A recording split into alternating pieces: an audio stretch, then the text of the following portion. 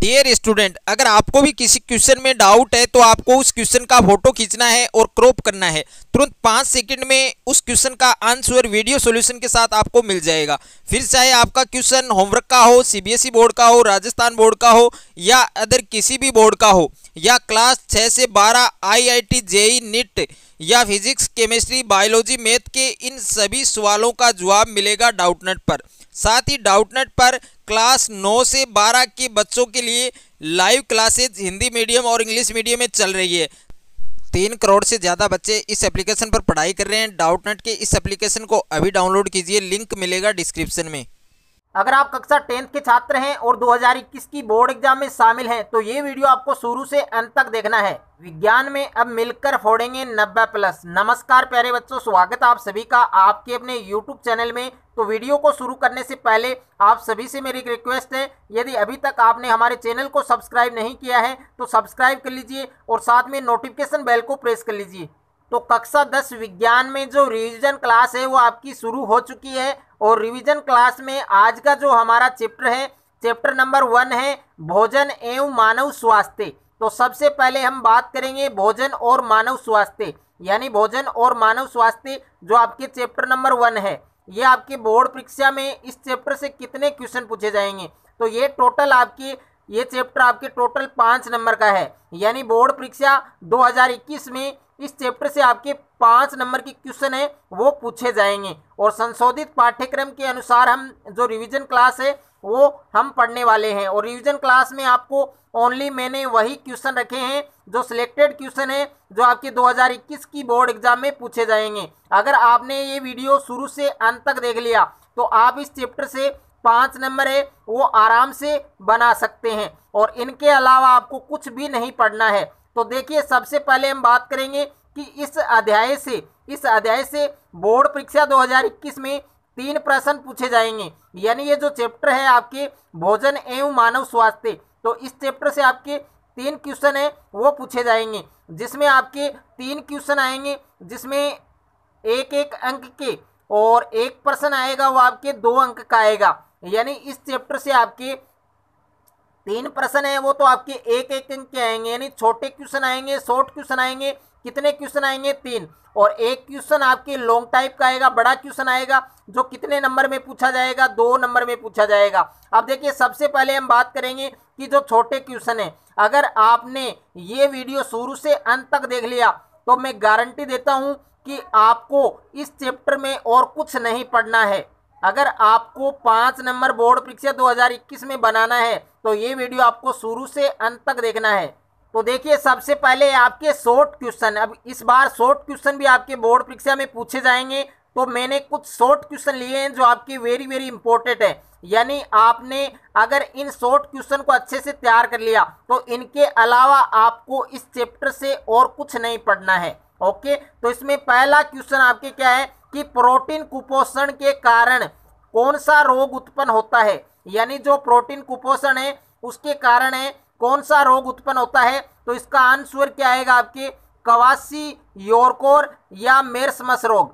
ये 2 रोग हैं, इन दोनों रोगों के आपको नाम याद करने हैं कि प्रोटीन कुपोषण के कारण कौन सा रोग उत्पन्न होता है। तो प्रोटीन कुपोषण के कारण कौन सा रोग उत्पन्न होता है? क्वाशियोर्कोर या फिर मेर्समस। तो इन दोनों रोगों के नाम आपको बहुत ही अच्छे से याद करने हैं। उसके बाद में सेकंड क्वेश्चन आपको दिया गया है कि खनिज कुपोषण, और खनिज कुपोषण का दूसरा नाम भी आपके बोर्ड एग्जाम में आ सकता है आयोडीन की कमी। यानी ये क्वेश्चन आपके 2 तरीके से पूछा जा सकता है। एक तो ये है कि खनिज कुपोषण से कौन सा रोग उत्पन्न होता है या फिर आयोडीन की कमी से कौन सा रोग उत्पन्न होता है। तो ये क्वेश्चन आपके 2 तरीके से पूछा जा सकता है आपकी बोर्ड एग्जाम में। तो देखिए, खनिज कुपोषण या फिर आयोडीन की कमी से और कौन सा रोग उत्पन्न होता है? घेंगा रोग या फिर इसका दूसरा नाम क्या है? गलगंड रोग, घेंगा या गलगंड रोग। तो ये आपके खनिज कुपोषण या आयोडीन की कमी से होने वाले रोगों के नाम है। ओके, आयोडीन की कमी या खनिज कुपोषण, बात एक ही है, लेकिन ये क्वेश्चन आपके 2 तरीके से बोर्ड एग्जाम में पूछा जा सकता है। तो आपको अच्छे से ये ध्यान रखना है। उसके बाद में तीसरा क्वेश्चन आपके है गुटखा खाने से या गुटखा चबाने से कौन सा रोग होता है। यानी गुटखा खाने से या गुटखा चबाने से कौन सा रोग उत्पन्न होता है? सब म्यूकस फाइब्रोसिस रोग। कौन सा रोग होता है? सब म्यूकस फाइब्रोसिस रोग। तो इस रोग का नाम आपको बहुत ही अच्छे से ध्यान रखना है, अच्छे से याद करना है। क्वेश्चन नंबर 4 है आपके, तंबाकू पादप के कुल का नाम लिखिए। और तंबाकू पादप के कुल का नाम लिखिए, ये क्वेश्चन आपके पूरक परीक्षा में यानी सप्लीमेंट्री एग्जाम 2018 में आ चुका है और मोस्ट इंपॉर्टेंट क्वेश्चन है। फिर से आपके बोर्ड एग्जाम 2021 में ये क्वेश्चन आपके रिपीट हो सकता है, क्योंकि आप भी जानते हैं पूरक परीक्षा में जो क्वेश्चन आपके पूछे गए थे पहले, तो वो क्वेश्चन इस बार आपके रिपीट हो सकते हैं। वेरी वेरी इंपॉर्टेंट क्वेश्चन है, इसलिए आपको अच्छे से क्वेश्चन तैयार करना है कि तंबाकू पादप है उसके कुल का नाम लिखिए। ये क्वेश्चन आपके पूरक परीक्षा 2018 में पूछा जा चुका है और इसका आंसर क्या आएगा आपके सोलेनेसी कुल। और साथ साथ में आप इनको लिख भी सकते हैं कि तंबाकू पादप है उसके कुल का नाम क्या होगा? सोलेनेसी कुल। यानी तंबाकू पादप है वो कौन से कुल का सदस्य है? सोलेनेसी कुल का सदस्य है। और पूरक परीक्षा में एक क्वेश्चन आपके आ चुका है, इस बार भी एक क्वेश्चन आपके रिपीट हो सकता है, इसलिए इस क्वेश्चन को आपको बहुत ही अच्छे से तैयार करना है। क्वेश्चन नंबर 5 आपको दिया गया है कि रक्तचाप मापने वाले यंत्र का नाम लिखिए। यानी रक्तचाप है या ब्लड प्रेशर है वो कौन से यंत्र से मापा जाता है? तो रक्तचाप मापने वाले यंत्र का नाम लिखिए। ये क्वेश्चन आपके वेरी वेरी इंपॉर्टेंट है 2021 की बोर्ड एग्जाम के लिए। ये क्वेश्चन आपको 1 मार्क दिला सकता है। तो ये क्वेश्चन आपको बहुत ही अच्छे से तैयार करना है कि रक्तचाप कौन से यंत्र से मापा जाता है। तो रक्तचाप मापने वाले यंत्र का नाम क्या है? स्पाइग्नोमेनोमीटर। स्पाइग्नोमेनोमीटर या फिर आप कह सकते हैं रक्तचाप मापी। यानी रक्तचाप मापने वाले यंत्र का नाम लिखिए। तो स्पाइग्नोमेनोमीटर भी लिख सकते हैं या आप इसका दूसरा नाम भी लिख सकते हैं। दूसरा नाम क्या है? रक्तचाप मापी यंत्र। और ये क्वेश्चन आपके बोर्ड परीक्षा 2018 में आ चुका है, यानी बोर्ड एग्जाम 2018 में क्वेश्चन पूछा जा चुका है। इस बार भी ये क्वेश्चन आपके 2021 की बोर्ड एग्जाम में रिपीट हो सकता है, इसलिए इस क्वेश्चन को आपको बहुत ही अच्छे से तैयार करना है। उसके बाद में क्वेश्चन नंबर 6 आपको दिया गया है कि विषाणु जनित रोगों के नाम लिखिए। यानी जो विषाणु जनित, विषाणु के कारण कौन कौन से रोग फैलते हैं, कौन कौन से रोग उत्पन्न होते हैं, तो उन रोगों के आपको नाम लिखने हैं। तो विषाणु जनित रोग कौन कौन से हैं? एक तो आपके हेपेटाइटिस और दूसरा आपके क्या है? फ्लू। फ्लू एक रोग है और हेपेटाइटिस भी एक रोग है जो किसके कारण फैलते हैं? विषाणु के कारण फैलते हैं, यानी विषाणु जनित रोगों के नाम हैं। तो विषाणु जनित रोग कौन कौन से हैं? एक तो है आपके हेपेटाइटिस और दूसरा आपके कौन सा है?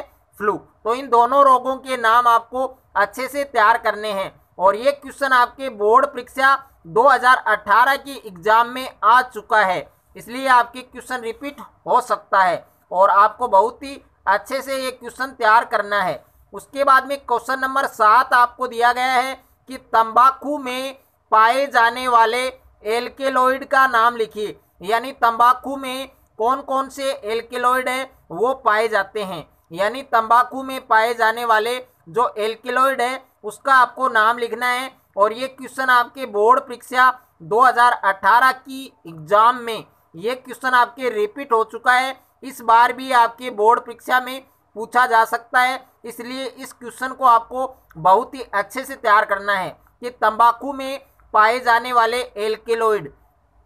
आप देखिए तंबाकू में कौन सा एल्केलॉइड पाया जाता है, तो उस एल्केलॉइड का नाम क्या है? निकोटिन। यानी तंबाकू में पाए जाने वाले एल्केलॉइड का नाम क्या है? निकोटिन। तो यह आपको अच्छे से तैयार करना है। उसके बाद में क्वेश्चन नंबर 8 आपको दिया गया है कि नारू रोग, और नारू रोग का दूसरा नाम क्या है? बाला। नारू रोग का दूसरा नाम क्या है? बाला। के रोगजनक का नाम लिखिए। यानी नारू रोग या बाला रोग के रोगजनक का नाम लिखिए और ये क्वेश्चन आपके बोर्ड परीक्षा 2019 में आ चुका है, इसलिए क्वेश्चन वेरी वेरी इंपॉर्टेंट है। दोबारा ये आपके 2021 की बोर्ड एग्जाम में रिपीट हो सकता है और ये क्वेश्चन आपको 1 मार्क अपनी बोर्ड परीक्षा 2021 में आपको दिला सकता है। तो नारू रोग या बाला रोग के रोगजनक का नाम, ये क्वेश्चन आपके दो तरीके से पूछा जा सकता है, एक तो नारू रोग के रोगजनक का नाम और एक बाला रोग के रोगजनक का नाम। ओके, लेकिन इनका आंसर है वो वही रहेगा। अब देखिए नारा रोग, जो नारू रोग है या बाला रोग है, इन दोनों के जो रोगजनक है वो एक ही है, क्या है, ड्रैकनक्यूलस मेडिनेंसिस, ड्रैकनक्यूलस मेडिनेंसिस। तो ये नाम आपको अच्छे से ध्यान रखना है। उसके बाद में क्वेश्चन नंबर 9 आपको दिया गया है कि स्वस्थ शरीर का सामान्य रक्तचाप कितना होता है, यानी जो स्वस्थ शरीर है उसका सामान्य रक्तचाप है वो कितना होता है। वेरी वेरी इंपॉर्टेंट क्वेश्चन है 2021 की बोर्ड एग्जाम के लिए, तो इस क्वेश्चन को आपको अच्छे से तैयार करना है। यानी जो स्वस्थ शरीर है उसका सामान्य रक्तचाप कितना होता है, स्वस्थ शरीर का सामान्य रक्तचाप यानी नॉर्मल ब्लड प्रेशर है वो कितना होता है, 120 प्रति 80 mm। mm का मतलब क्या होता है, मिलीमीटर। ओके, यानी स्वस्थ शरीर का जो सामान्य रक्तचाप है वो कितना होता है, 120 प्रति 80 mm। ये आपको ध्यान रखना है। उसके बाद में अगला क्वेश्चन आपको दिया गया है, क्वेश्चन नंबर 10 है आपके, मदिरा में पाए जाने वाले प्रमुख घटक का नाम लिखिए। यानी मदिरा में कौन सा घटक पाया जाता है, मदिरा में पाए जाने वाले प्रमुख घटक का नाम लिखिए और उसका रासायनिक सूत्र भी लिखिए। तो मदिरा में पाए जाने वाले प्रमुख घटक का नाम क्या है, एथिल एल्कोहल। यानी मदिरा में कौन सा घटक पाया जाता है, एथिल एल्कोहल पाया जाता है, जिसका रासायनिक सूत्र क्या है, C2H5OH। यह सूत्र आपको अच्छे से ध्यान रखना है। उसके बाद में अगला क्वेश्चन है आपके क्वेश्चन नंबर 11, कोल्ड ड्रिंक्स में पाया जाने वाला कौन सा पदार्थ दांतों के लिए हानिकारक होता है। यानी कोल्ड ड्रिंक्स में कौन सा पदार्थ पाया जाता है जो दांतों के लिए हानिकारक होता है, यानी जो दांतों को हानि पहुंचाता है। कोल्ड ड्रिंक्स में ऐसा कौन सा पदार्थ पाया जाता है जो दांतों के लिए क्या है, हानिकारक होता है। तो उस पदार्थ का नाम क्या है, फास्फोरिक अम्ल। क्या नाम है, फास्फोरिक अम्ल। यानी कोल्ड ड्रिंक्स में पाए जाने वाला कौन सा पदार्थ है जो दांतों के लिए हानिकारक होता है, तो उस पदार्थ का नाम क्या है, फास्फोरिक अम्ल। अब है आपके लॉन्ग क्वेश्चन। अब देखिए लॉन्ग क्वेश्चन है वो आपके एक क्वेश्चन आएगा, यानी जो शॉर्ट क्वेश्चन है वो मैंने आपको 11 करवाए हैं, वो 11 ही पढ़ने हैं, उसमें से आपके 3 क्वेश्चन पूछे जाएंगे। अब है आपके लॉन्ग क्वेश्चन। लॉन्ग क्वेश्चन है वो आपके बोर्ड एग्जाम में एक क्वेश्चन आएगा जो कितने मार्क्स का आएगा, 2 मार्क्स का आएगा। और अगर आपने इन क्वेश्चंस को, जो लॉन्ग क्वेश्चन मैंने बनाए हैं, अगर उन क्वेश्चंस को आपको अच्छे से आपने तैयार कर लिए तो ये 2 नंबर भी आप इसी वीडियो से बना सकते हैं। अब देखिए पहला क्वेश्चन मैंने क्या लिया है, यानी क्वेश्चन नंबर 12, क्वेश्चन नंबर 1 से क्वेश्चन नंबर 11 तक के आपके शॉर्ट क्वेश्चन है जो आपके 1 मार्क में पूछे जाएंगे, और जो बड़े क्वेश्चन है वो आपके एक आएगा इस चैप्टर से जो आपके 2 मार्क्स में पूछा जाएगा। अब देखिए क्वेश्चन नंबर 12 है आपके कि तंबाकू से होने वाली हानियां लिखिए। यानी तंबाकू से कौन कौन सी हानियां होती है, उन हानियों को आपको लिखना है। तो मैंने यहाँ पर 4 हानि लिखी हैं और ये 4 हानि बहुत ही अच्छी लैंग्वेज में मैंने इनको पुट किया है, तो आपको बहुत ही अच्छे से इनको तैयार करना है। अब देखिए पहला पॉइंट क्या है, यानी तंबाकू से होने वाली जो प्रथम हानि है वो क्या है कि मुंह, जीभ, गले व फेफड़ों का कैंसर होना, कि मुंह, जीभ, गले व फेफड़ों का कैंसर होना। तो ये तंबाकू से होने वाली प्रथम हानि है। उसके बाद में दूसरी हानि क्या है, दूसरा पॉइंट क्या है कि तंबाकू फेफड़ों की कार्य क्षमता को बहुत अधिक प्रभावित करता है।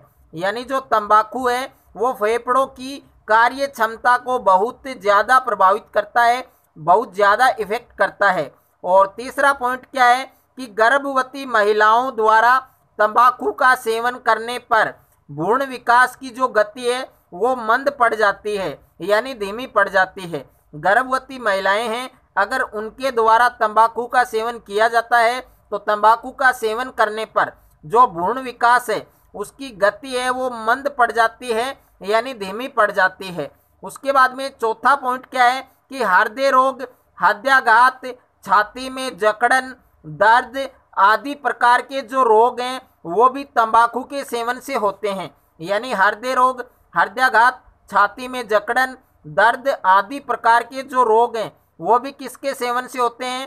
तंबाकू के सेवन से होते हैं। तो ये 4 हानि आपको अच्छे से तैयार करनी है। पहली हानि क्या है कि मुंह, जीभ, गले व फेफड़ों का कैंसर होना। दूसरी हानि है तंबाकू फेफड़ों की जो कार्य क्षमता है उसको बहुत अधिक प्रभावित करता है। तीसरी हानि है गर्भवती महिलाओं द्वारा तंबाकू का सेवन करने पर भ्रूण विकास की जो गति है वो मंद पड़ जाती है। और चौथी हानि आपके यहाँ पर क्या है कि हृदय रोग, हृदयाघात, छाती में जकड़न, दर्द आदि प्रकार के जो रोग हैं वो भी तंबाकू के सेवन से ही होते हैं। क्वेश्चन नंबर 13 आपको दिया गया है कि पीने योग्य जल में कौन कौन से 4 गुण होने चाहिए। यानी जो पीने योग्य जल है उसमें कौन कौन से 4 गुण होने चाहिए। तो उन 4 गुणों को आपको बहुत ही अच्छे से तैयार करना है, क्योंकि ये क्वेश्चन भी आपके वेरी वेरी इंपॉर्टेंट है। और इस चैप्टर से ये आपके बोर्ड परीक्षा 2021 में इस चैप्टर से आपको एक 2 नंबर का जो क्वेश्चन आएगा उसमें एक क्वेश्चन आपको आ सकता है, मिल सकता है। तो ये क्वेश्चन आपको अच्छे से आना चाहिए कि पीने योग्य जो जल है उसमें कौन कौन से 4 गुण होने चाहिए। तो पीने योग्य जल में पहला गुण क्या होना चाहिए कि जल में आंखों से दिखने वाले जो कण हैं, वनस्पति हैं, वो नहीं होने चाहिए।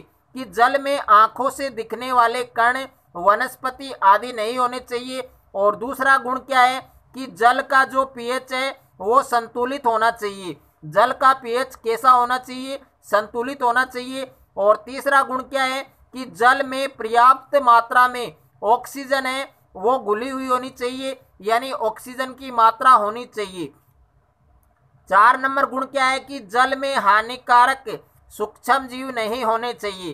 कि जल में हानिकारक जो सूक्ष्म जीव है वो नहीं होने चाहिए। तो ये 4 गुण आपको याद करने हैं।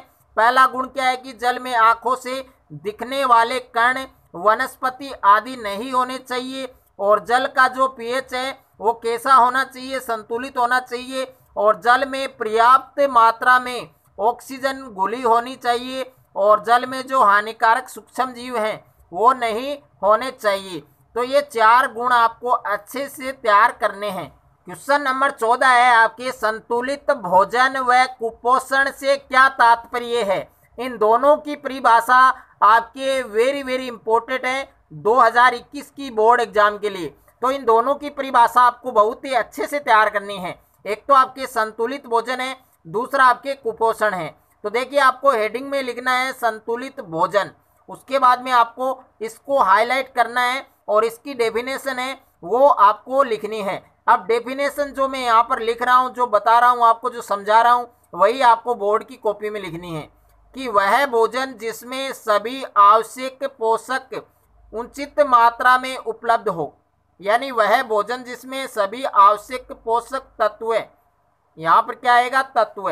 यानी वह भोजन जिसमें सभी आवश्यक पोषक तत्व उचित मात्रा में उपलब्ध हो उसे क्या कहते हैं? संतुलित भोजन कहते हैं। यानी वह भोजन या ऐसा भोजन जिसमें सभी आवश्यक पोषक तत्व उचित मात्रा में उपलब्ध हो उसे हम क्या कहते हैं? संतुलित भोजन कहते हैं। और दूसरा क्या है आपके? कुपोषण। तो इसको भी आपको हेडिंग में डालना है और इसको हाईलाइट करना है। और इसकी परिभाषा क्या होगी कि लंबे समय तक जब पोषण में किसी एक या अधिक तत्वों की कमी हो जाती है तो उसे क्या कहते हैं? कुपोषण कहते हैं। कि लंबे समय तक जब पोषण में किसी एक या अधिक तत्वों की कमी हो जाती है, यानी लंबे समय तक जब भोजन में या पोषण में या आहार में किसी एक या अधिक तत्वों की कमी हो जाती है तो उसे हम क्या कहते हैं? कुपोषण कहते हैं। तो ये परिभाषा आपको बहुत ही अच्छे से तैयार करनी है, क्योंकि ये आपकी वेरी वेरी इंपॉर्टेंट है 2021 की बोर्ड एग्जाम के लिए। क्वेश्चन नंबर 15 है आपके निम्न को सुमेलित कीजिए। या तो ये क्वेश्चन आपके इस प्रकार से पूछा जा सकता है 2021 की बोर्ड एग्जाम में, यानी इस प्रकार से पूछा जाएगा तो ये आपके कितने मार्क्स का पूछा जाएगा? 2 मार्क्स का। या फिर इससे आपके शॉर्ट क्वेश्चन भी बनते हैं जो आपके 1 मार्क में क्वेश्चन पूछे जा सकते हैं। यानी ये जो क्वेश्चन है ये आपको फुल डिटेल में मैं आपको समझाने वाला हूं और बहुत ही अच्छे से क्वेश्चन आपको तैयार करना है।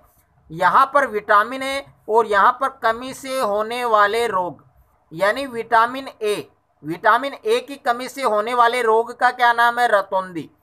तो शॉर्ट क्वेश्चन भी बनता है कि विटामिन ए की कमी से होने वाले रोग का नाम लिखिए। तो विटामिन ए की कमी से होने वाले रोग का नाम क्या है? रतौंधी। उसके बाद में है विटामिन बी। अब देखिए विटामिन बी का दूसरा नाम क्या है? थायमिन, जिसको B12 से दर्शाएंगे, यानी थायमिन या B12 या फिर विटामिन बी। आप बोल सकते हैं विटामिन बी या थायमिन या विटामिन B12, यानी B12 की कमी से कौन सा रोग होता है? बेरी। विटामिन बी की कमी से या थायमिन B12 की कमी से कौन सा रोग उत्पन्न होता है? बेरी। तो ये भी आपको ध्यान रखना है अच्छे से। उसके बाद में तीसरा है आपके राइबोफ्लेविन या B2 की कमी से कौन सा रोग होता है? राइबोफ्लेविनोसिस। ये रोग राइबोफ्लेविन या B2 की कमी से होने वाले रोग का नाम है। उसके बाद में है नियासिन। ये वेरी इंपॉर्टेंट है आपके 2021 की बोर्ड एग्जाम के लिए। तो नियासिन या B3 की कमी से होने वाले रोग का नाम क्या है? पेलेग्रा। क्या नाम है? पेलेग्रा। यानी नियासिन या विटामिन B3 की कमी से होने वाले रोग का क्या नाम है? पेलेग्रा रोग है। तो ये आपको ध्यान रखना है क्योंकि ये इम्पोर्टेंट है आपके 2021 की बोर्ड एग्जाम के लिए। और 2021 की बोर्ड एग्जाम में ये क्वेश्चन आपको 1 मार्क दिला सकता है। उसके बाद में है एस कार्बिकमल। एस कार्बिकमल को किससे दर्शाते हैं? सी से। तो एस कार्बिकमल या विटामिन सी भी आप इसको बोल सकते हैं। और विटामिन सी की कमी से कौन सा रोग होता है? स्कर्वी। विटामिन सी की कमी से होने वाले रोग का नाम क्या होता है? स्कर्वी होता है। तो ये आपको ध्यान रखना है। उसके बाद में है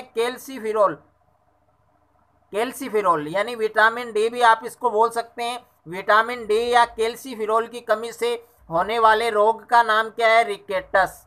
क्या नाम है? रिकेटस। ये आपको ध्यान रखना है कि विटामिन डी या कैल्सीफिरोल की कमी से होने वाले रोग का क्या नाम है? रिकेटस। तो इस क्वेश्चन को भी आपको बहुत ही अच्छे से तैयार करना है क्योंकि ये क्वेश्चन आपके वेरी इंपॉर्टेंट है 2021 की बोर्ड एग्जाम के लिए।